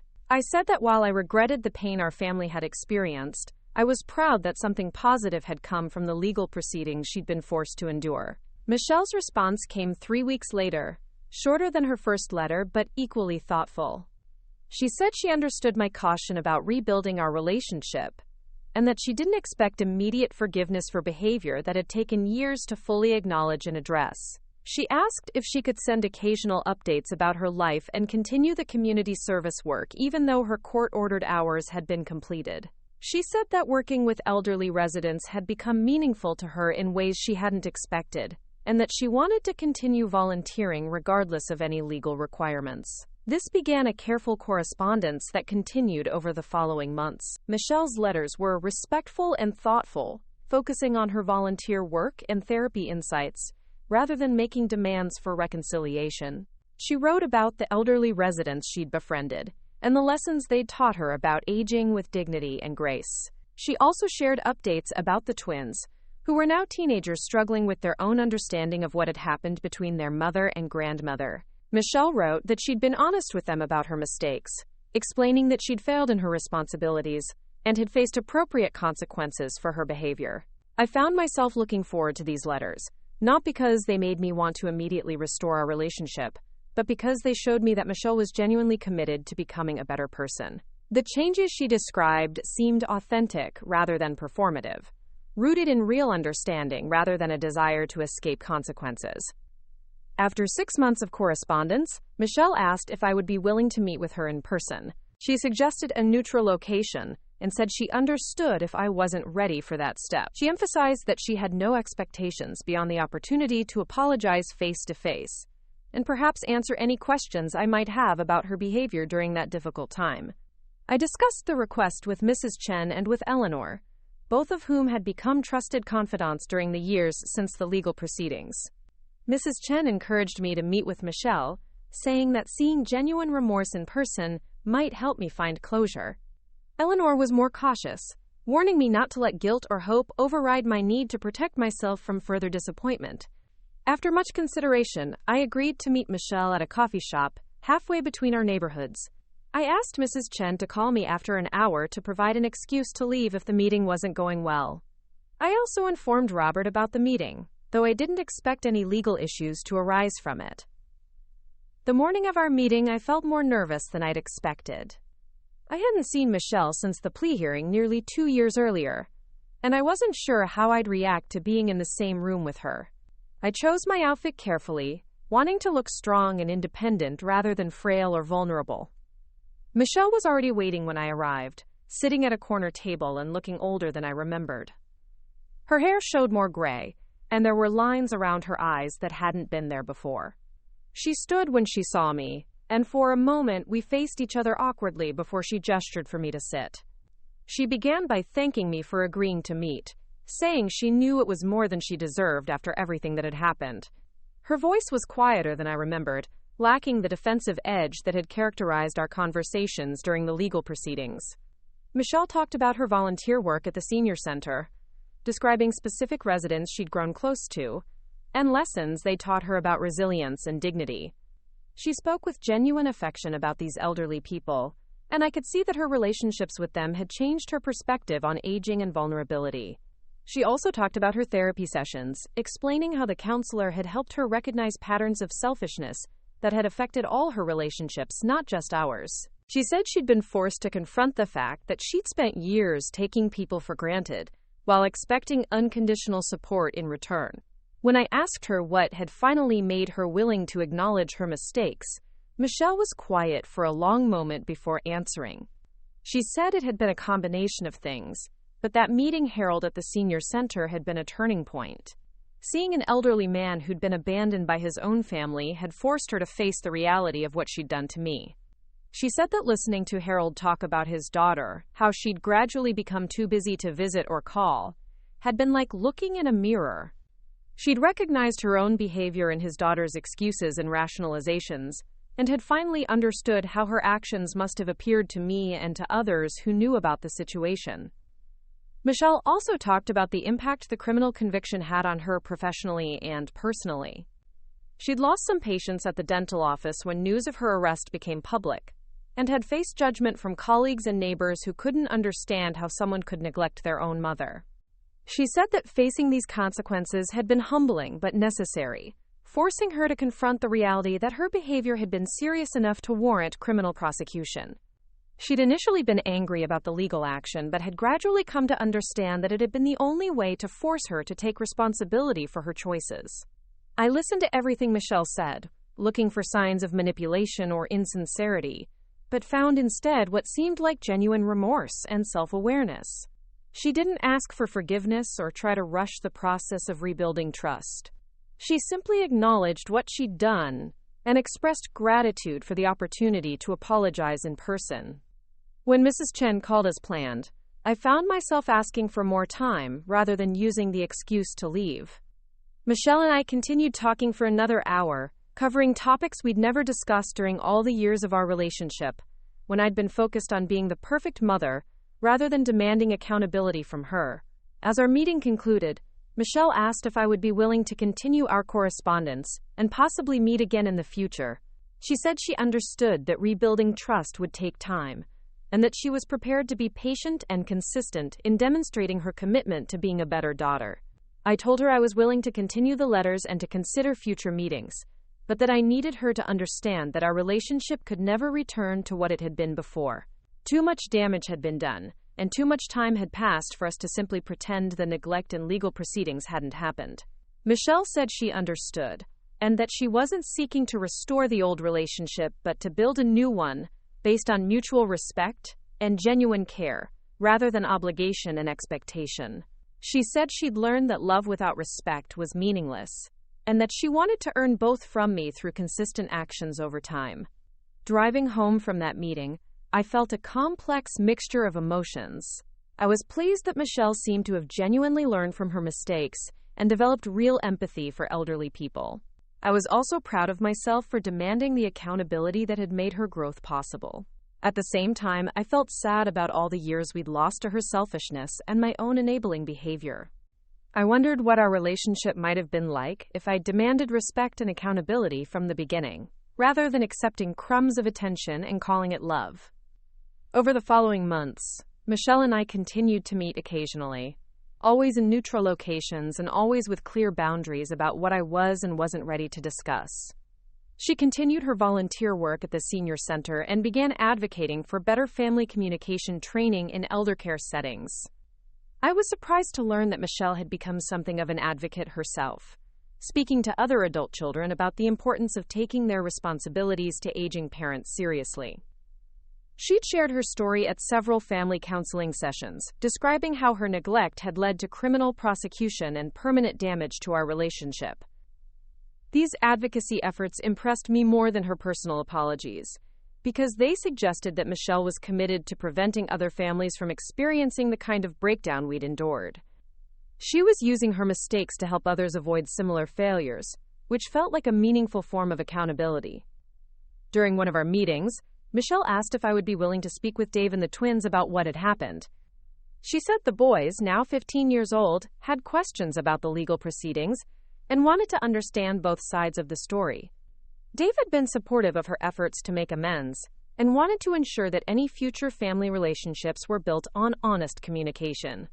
I agreed to meet with them, curious about how Michelle had explained the situation to her family and whether they understood the seriousness of what had occurred. The meeting took place at a restaurant where the boys felt comfortable, with Dave facilitating the conversation. The twins were more mature than I'd expected, asking thoughtful questions about why I'd felt it necessary to prosecute their mother, and whether I thought families should be able to work out problems without involving the legal system. I explained that I'd tried for months to resolve the situation privately, but that Michelle's refusal to acknowledge her neglect had made legal action necessary. Dave apologized for not intervening more forcefully during my hospitalization, saying he'd realized afterward that he should have insisted Michelle visit me regardless of her other obligations. He said the legal proceedings had been a wake-up call for their entire family about the importance of prioritizing elderly relatives' needs. One of the twins asked if I would ever be able to forgive their mother completely, and I gave him an honest answer. I said that forgiveness was a process rather than a destination, and that it required consistent demonstration of changed behavior over time. I told him that I was hopeful about Michelle's growth, but that trust had to be rebuilt slowly. These family meetings became occasional events over the following year, always carefully structured and focused on rebuilding understanding rather than recreating the old family dynamics. I enjoyed reconnecting with my grandsons and seeing how they'd grown during our years of separation. The boys were old enough to understand the complexity of the situation and seemed to respect both my need for accountability and their mother's efforts to make amends. They asked intelligent questions about elder care and family responsibilities, suggesting that Michelle's experience had taught them important lessons about treating elderly relatives with respect. As time passed, I found myself genuinely proud of the changes Michelle had made in her life. Her volunteer work had expanded to include advocacy for elder abuse prevention, and she'd become a respected voice in discussions about family responsibilities and aging issues. She'd also made changes in her professional life, specializing in geriatric dental care and developing protocols for identifying signs of elder neglect in her patients. She'd told me that several elderly patients had disclosed family problems to her, and that she'd helped connect them with resources and legal assistance. These professional changes impressed me because they represented a fundamental shift in how Michelle viewed elderly people. Instead of seeing them as burdens or obligations, she'd learned to recognize them as valuable individuals deserving of respect and proper care. 3 years after our first post-conviction meeting, Michelle asked if I would consider attending a family holiday gathering. She emphasized that there would be no pressure to participate in traditional family activities, and that I could leave whenever I felt uncomfortable. I discussed the invitation with Mrs. Chen and Eleanor, both of whom encouraged me to attend if I felt ready. They pointed out that Michelle had been consistent in her efforts to change, and that refusing to give her any opportunity to demonstrate her growth might be unfairly punitive. I decided to attend the gathering, but only for a few hours and with clear boundaries about what I was and wasn't comfortable discussing. Michelle had prepared the family for my visit, explaining that rebuilding our relationship was a gradual process that required patience and respect. The gathering was smaller than the Christmas celebrations I remembered from before our legal battle, but it felt more genuine and respectful. Michelle made sure I was comfortable and included without being overwhelming or presumptuous about our relationship status. The twins, now 17, had grown into thoughtful young men who treated me with the kind of respectful attention I'd always hoped for from family members. They asked about my advocacy work and shared their own perspectives on aging and family responsibilities. Dave continued to be supportive and apologetic about his failure to intervene during my hospitalization. He'd become more involved in elder care issues himself, volunteering with a local organization that provided support for family caregivers. As I prepared to leave the gathering, Michelle walked me to my car and thanked me for attending. She said it meant more to her than I probably realized, and that she hoped we could continue to rebuild our relationship gradually and respectfully. I told her that I appreciated the changes she'd made and the respect she'd shown for my boundaries. I said that while I wasn't ready to fully restore our relationship, I was hopeful about our continued progress and proud of the person she was becoming. Looking back on the years since my fall and hospitalization, I realized that the legal proceedings had accomplished far more than I'd originally hoped. Not only had they provided accountability for Michelle's neglect, but they'd also forced both of us to grow in ways that wouldn't have happened otherwise. I'd learned to value myself enough to demand respect and proper treatment, even from family members who claimed to love me. I discovered a passion for advocacy that had given new meaning to my later years. Most importantly, I'd proven to myself that I was strong enough to stand up for what was right, even when it was painful and difficult. Michelle had learned that love required action, not just words, and that family relationships couldn't survive without mutual respect and genuine care. She'd developed empathy for elderly people and had become an advocate for preventing the kind of neglect she'd once perpetrated. Our relationship would never be the same as it had been before, but in many ways it was better. It was based on honest communication and earned respect rather than obligation and guilt. We both understood that maintaining it required ongoing effort and accountability rather than taking each other for granted. The legal system had provided the framework for accountability that neither of us had been able to create on our own. While the criminal prosecution and civil lawsuit had been painful for everyone involved, they'd also been necessary catalysts for the growth and change that had made our current relationship possible. I still lived independently in my apartment, now with additional safety modifications and regular assistance from Mrs. Chen and other friends. My advocacy work continued to provide purpose and fulfillment, and I'd begun writing a book about my experience to help other elderly people understand their rights and options when facing family neglect. Michelle and I exchanged letters regularly and met for coffee every few months, slowly rebuilding trust through consistent, respectful interactions. She continued her volunteer work and advocacy efforts, using her experience to help prevent other families from enduring the kind of breakdown we'd experienced. The twins visited me occasionally, and I was building genuine relationships with them based on mutual respect, rather than the complicated dynamics of guilt and obligation that had characterized my earlier relationship with their mother. As I reflected on this long journey from abandonment to accountability to cautious reconciliation, I felt grateful for the courage I'd found to demand better treatment and the legal system that had made accountability possible. Elder neglect was a serious crime, and treating it as such had protected not only me, but countless other elderly people who deserved respect and proper care from their families. The Christmas decorations that had triggered my original fall were long gone, replaced by photos from my advocacy work and mementos from the speaking engagements where I'd shared my story. My apartment felt like home again, not because everything had returned to normal, but because I'd learned to create a life based on genuine relationships and meaningful work, rather than hoping for crumbs of attention from ungrateful family members. I was proud of the woman I'd become through this ordeal, and grateful for the opportunity to use my experience to help others facing similar challenges. Michelle had taught me through her initial neglect and eventual growth that accountability was necessary for genuine relationships to flourish.